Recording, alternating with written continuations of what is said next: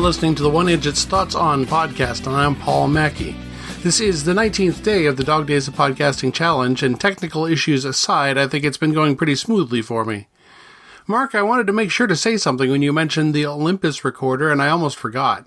When I was recording my earliest podcast content, Messages to Winging It, the Quitting Time short story, and the first bits of Really Big Things, I was just recording into a built-in mic on my computer. And I eventually got down to my blue snowball that's worked for a good long time now. I'm speaking into that same blue snowball presently. But in between, I had that model, or similar, of Olympus voice recorder. Some of Really Big Things was recorded on it.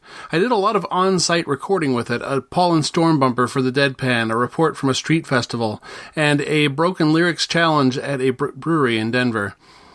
I'm sure I haven't tossed it out, even though I did eventually get some inexpensive variety of Zoom recorder later on. It's probably in a bag or a box somewhere, maybe in this very basement. With the single battery and the slide-out USB function, it was a pretty cool product. And I have some product trivia to go over. Yeah, I know you saw that coming. In the late 1990s, Coca-Cola marketed a new citrus beverage intended to compete with PepsiCo's Mountain Dew.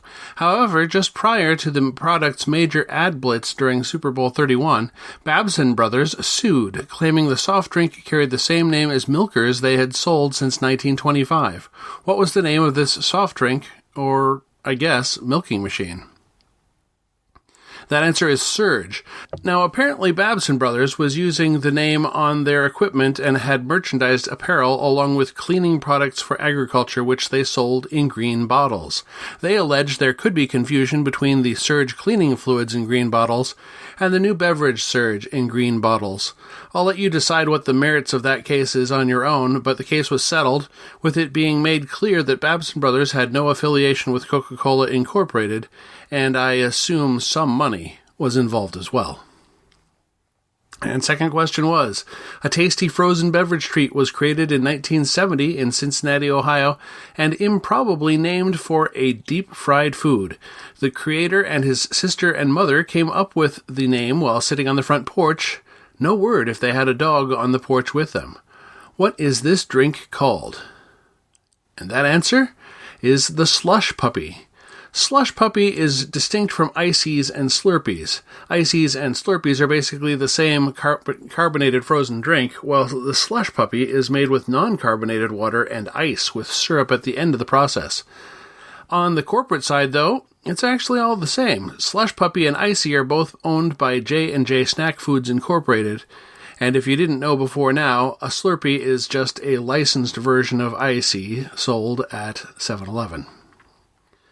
Well, since we just handled a question regarding a snack food company, let's stay in that department for the new questions, shall we?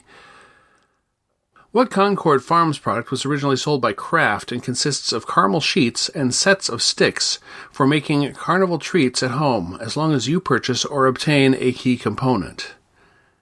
And second, Act 2 microwave popcorn from ConAgra is ubiquitous in America, and it was introduced in 1984 to replace what brand of microwave popcorn that was released in 1981, which was discontinued due to the refrigeration needed for its real butter content.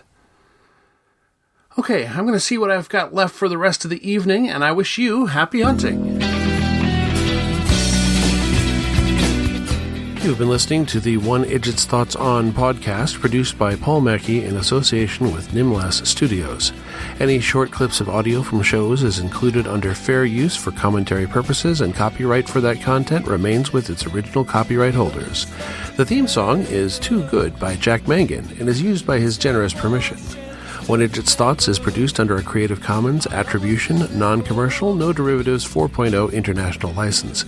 You can find more episodes of this podcast and many other fine podcasts at nimlas.org. You can contact me by emailing idjitcastpodcast@gmail.com or commenting on episodes at nimlas.org.